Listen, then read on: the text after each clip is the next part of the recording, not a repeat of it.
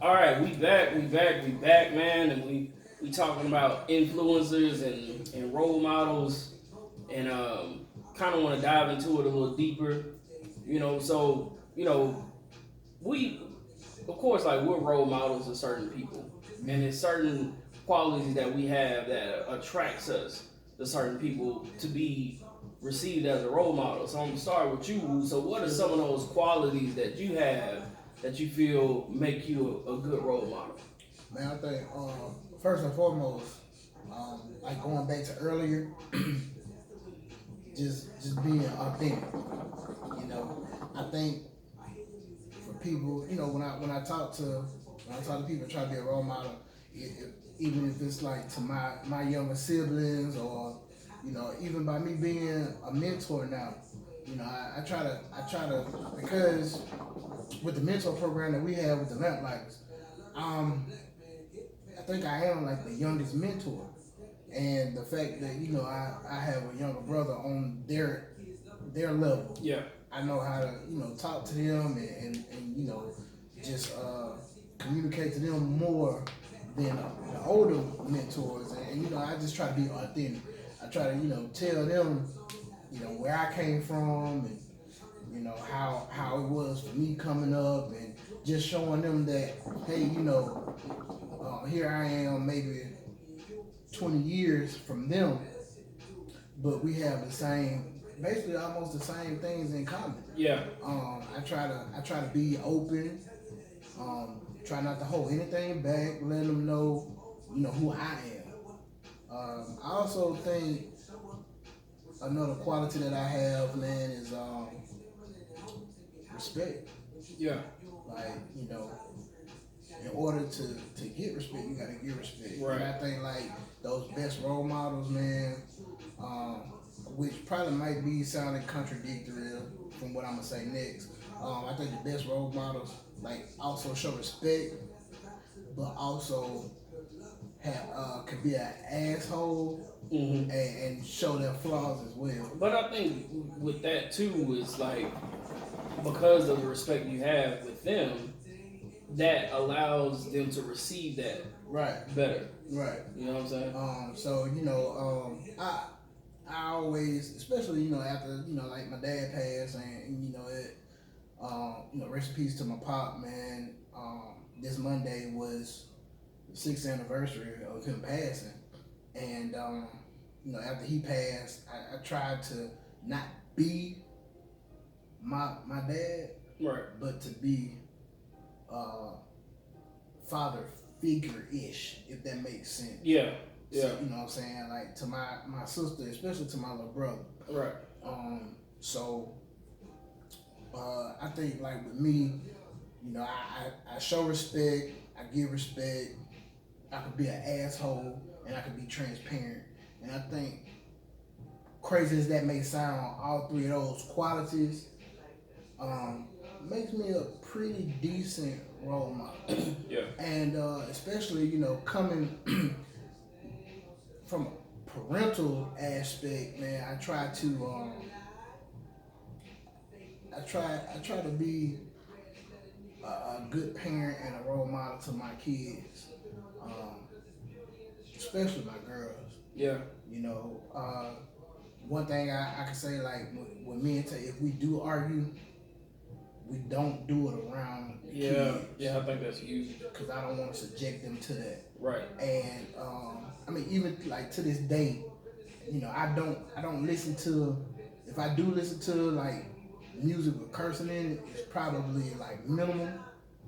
But for the most part, I try not to Yeah. subject them to that type of music. Even though like the two oldest, like they are in middle school and they have they friends and their cliques, and of course, they obviously listen to that type of music, but it won't be because daddy subjected them to it. You Right. know what I'm saying? Right. Like that's just one of the things that okay, they're getting up there, so that of course they're gonna be.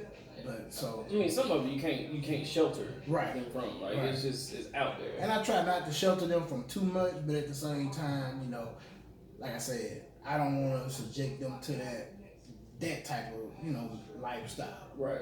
So I think, like I said, respect, assholish, and being transparency are like my three attributes that kind of make me a decent role model. Gotcha. For me, like, the transparency is huge. You know, like, and I mean, depending on who the person is, of course, you have to be transparent to an extent. Mm-hmm. Like, some people you can't let all the way in, but you know, it's one of those things where I want to make sure that they know that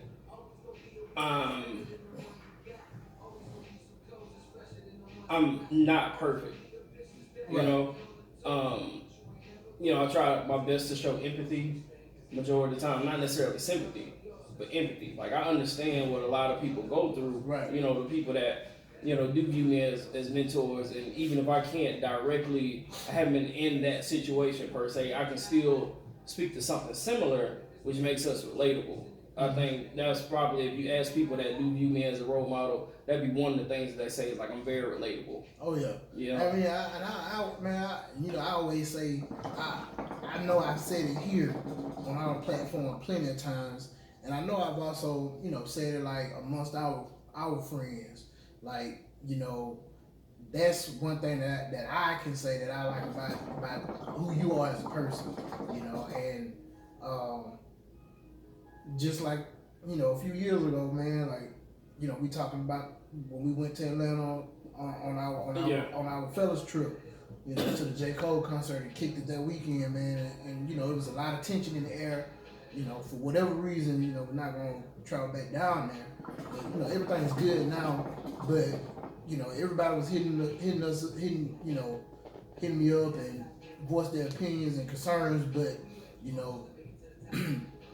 and I was listening, but when you hit me up and you was like, you said it all on the table, you was like, woo, I understand this, I understand, this aspect, your aspect, but in the end of the day, you know what I'm saying, like, we all homeboys, and, at least for this weekend, man, just put it to the side.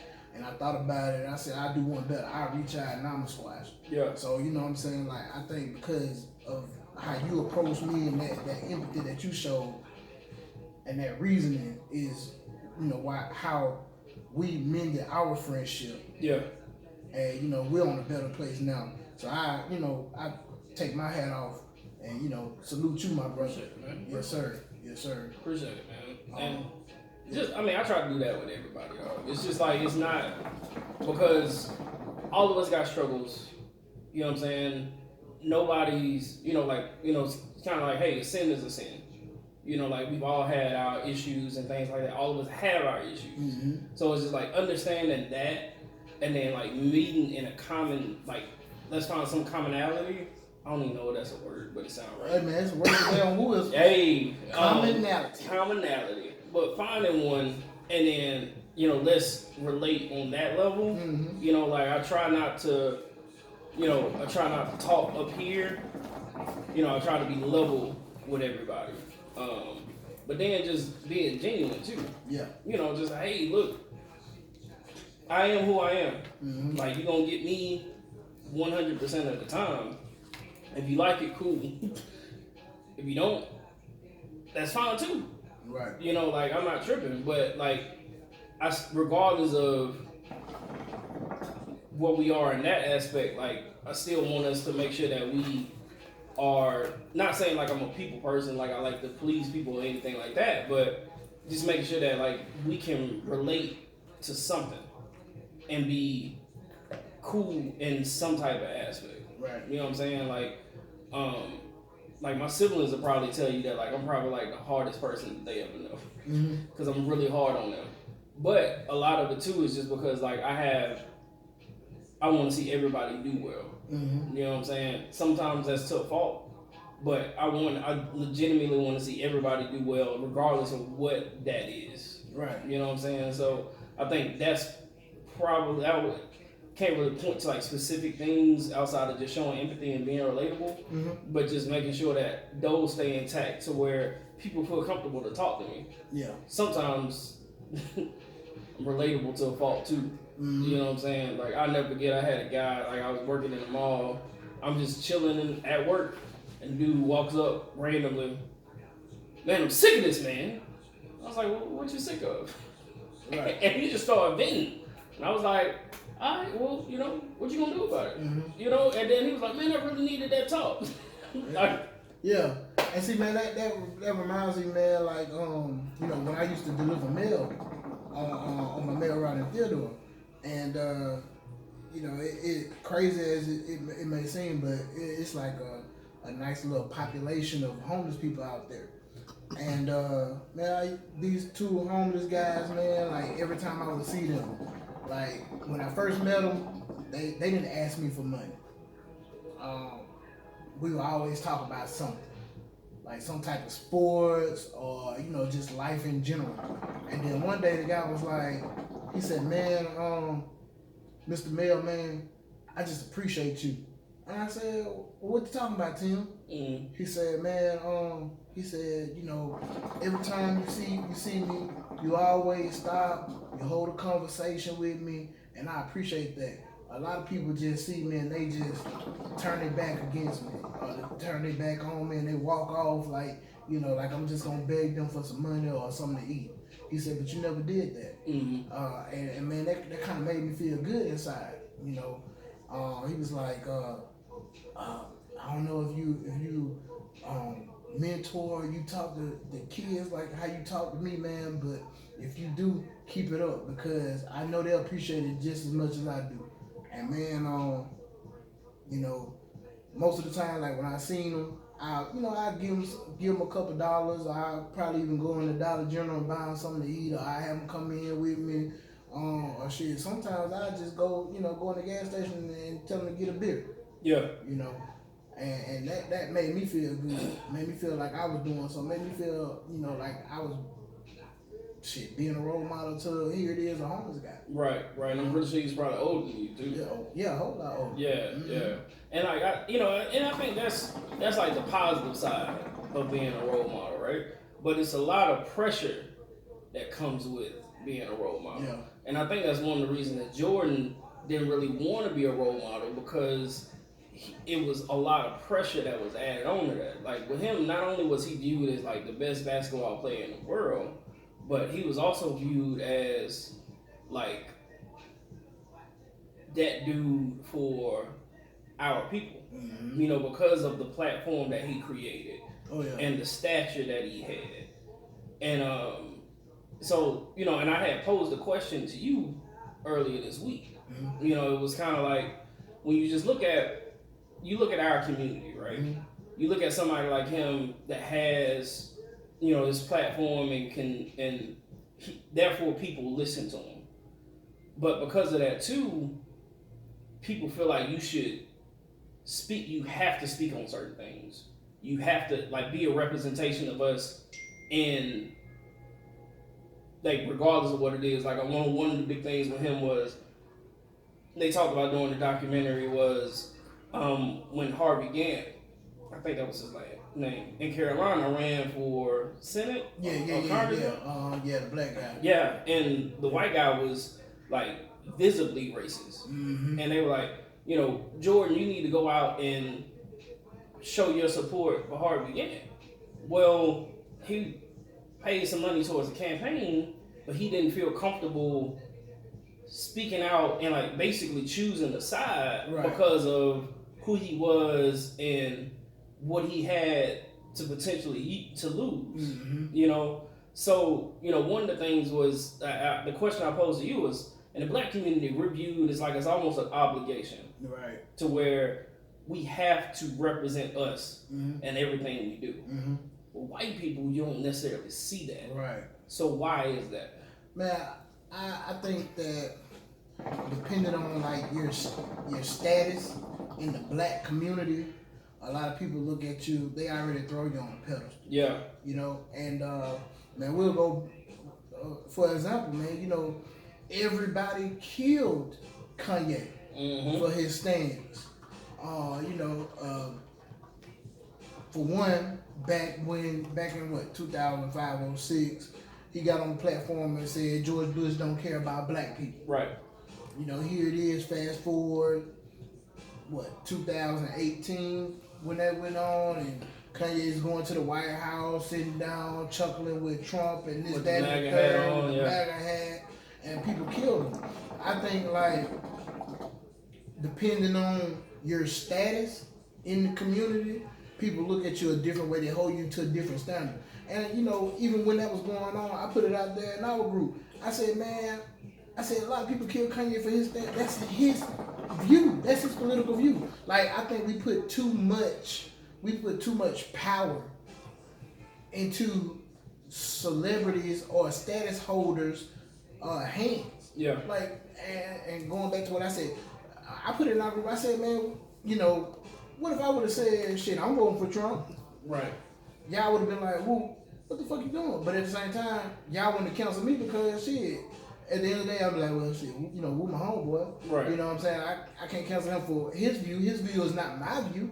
And I think, like, us in the black community, we shouldn't do that. We shouldn't put so much power into people, into our celebrities. But at the same time, I guess I'm contradicting myself again because back on the episode when we talked about Ahmaud Arbery, and I said we don't have those Martin Luther King Jr.'s, we don't have those Malcolm X's, we don't have those Huey P's. Yeah. You know, we got a Sean King, you know what I'm saying?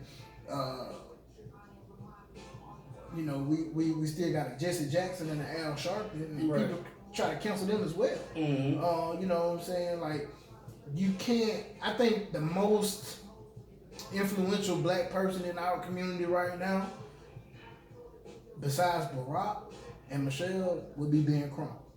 Yeah. Because he's, man, when you think about, I didn't hear about Ben Crump until Trayvon. You know, so, but I think that is true, but also to go back to what we talked about in the first half of the podcast, like perfection. Like, we view these people as perfect people. Right. And so, since we view them as perfect, we think that they should think how we think. Right. And not have an opposite view of us. Mm-hmm. When it's like, these are individuals. Exactly. Non-perfect individuals. You know, and not to cut you off, but you know, like I said, man, you know, everybody wanted to kill Kanye for his view. That's his view. That's his opinion. Right. You know what I'm saying? Like, who he's voting for is not going to sway me to who I want to vote for. Right. You know, at the same time, you know, a lot of people was like, well, you won't cancel Kanye, but you'll cancel R. Kelly. Well, R. Kelly was just a nasty individual. Right. That's a nasty motherfucker. right. I ain't saying that in like a good way. That's a nasty motherfucker. Nasty nigga. Nasty. right. Nasty. Right. Like, let me goddamn take my shoes and socks off and goddamn just walk 100 miles. Right. Bottom of the feet dirty and nasty. You know what I'm saying? And even then, you know what I'm saying? Like, I appreciate Kanye's music, his artistry. Yeah. How he feels about Trump, that's him. Because if you think about it, man, back in the day, man, all the rappers was like, I want Trump money. Yeah. Or rapping about Trump some form, taking pictures with him. Yep. And then here he is, when he ran, you know, back in, 2016? Yeah. You know, and he's openly racist. You know, everybody, they folded. But see, that goes, like, just because somebody has a different view than you doesn't make them a bad person.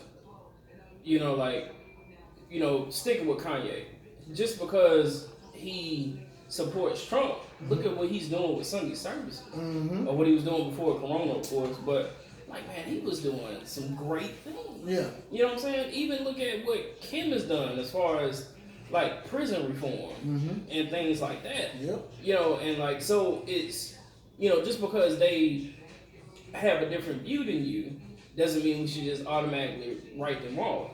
I think a part of it, too, is people have a problem compartmentalizing. Mm-hmm. Like, you said, hey, look, you rock with him as far as his music. Mm-hmm. Man, his music is fire. Man, Some play a big role. And you know, I did see what you tagged me. You said 10 days or 10 albums that influenced your life, and you know, we always debate. in our root, what's the best Kanye album? And Right. I'm always gonna say the College Dropout. Right. Because that was so influential in my life. Right. Matter of fact, I played that 2 days ago. Yeah. Just sitting at the It's a house. fire album. Sitting at the house. I muted the TV, playing 2K, and I had Kanye blasting on Alexa. The College Dropout. You know, I'm not gonna cancel his music because I don't like his views, his Right. political views. Right. You know, but that I think we put too much power in those influencers' hands, and that could turn for the worse. Yeah, because even with Jordan, you know, one of the big things too they talked about when he was saying, "Hey, Republicans buy tennis shoes too." Mm-hmm. You know, doing that whole Carolina Congressman debate. It's like how they were like, how can you say that when you know he represents racism and you're not openly supporting this Democratic candidate? But it's like, hey, from a business standpoint, what did he say was wrong? Mm-hmm. Everybody buys tennis shoes. Mm-hmm. He has a brand Yep. that was more important to him than vocally siding with the Democratic candidate. Mm-hmm. That doesn't mean that he didn't view the guy as a racist and didn't support him because he gave money to the campaign. He just didn't want to openly do that.